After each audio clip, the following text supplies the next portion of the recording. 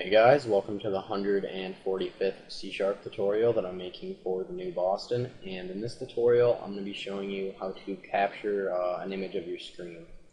So for this tutorial all you're going to need is a button and a picture box, and once you have those on your form just go ahead and double click on your button. Alright, so the first thing that we're going to want to do is create a new bitmap, and a bitmap is basically just a type of image.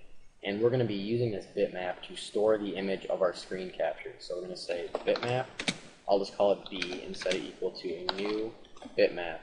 And this bitmap is going to call for the width and the height of basically this drawing, or this bitmap.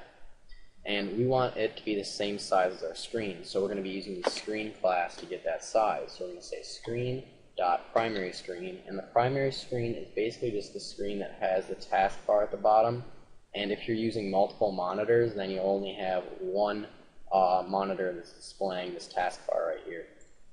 And then we're going to want to use the dot operator to access the working area property. And the working area is basically just everything on your screen. And then again, using the dot operator to access the width property. And the width is basically just the width of your screen.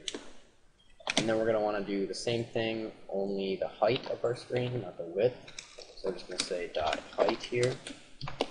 Alright, so now we have our bitmap all set up. The next thing that we need to do is create new graphics in order to draw our screen capture. So we're going to say graphics g equals graphics dot from image, and our image that we're going to be using is this bitmap, so we're just going to say B.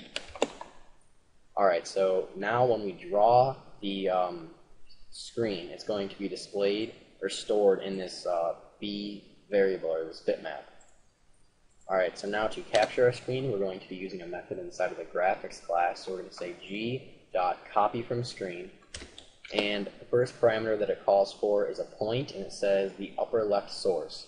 And basically just the point on your screen at which we want it to start capturing. And we want it to start at the upper left, so 0, 0, and then we want it to capture the entire screen. So we're just going to say point.empty. And then same for the point upper left destination. And this is basically just the point in your bitmap at which you want it to start copying the image to. And we want it to start at the beginning of the bitmap, so we're just going to say point.empty for this as well. And then finally, the size of our screen that we want it to capture, basically just the rectangle that we want it to capture our screen. So we want to say screen primary screen for our primary screen, working area for basically the entire screen, and then we're just going to want to say size since it calls for a size right here. Alright, so now everything should be stored in this bitmap right here, so we can just say picturebox1's image is equal to this bitmap's image. So we're just going to say picturebox1.image equals B. Alright, so now we need debug here, and click this button. We should get a screen capture of our screen. Yep, perfect. And if I was to like resize this right here and then capture again, then you should see that, yeah, now in this picture my form wasn't as big because it took the screen capture when my form was smaller. Alright, so now another thing that you could do is basically just repeatedly screen capture your screen to give the illusion that it's a video. So you're going to need to be using the system.threading namespace right here, and we're just basically going to be copying this code right here into a method that we can thread. So I'm just going to say void blah, and then paste this in here. Alright, so we're basically just going to be creating a new thread. I'll just call it T and set it equal to a new thread, and the method that we want it to thread is this blah right here, so I'm just going to type blah.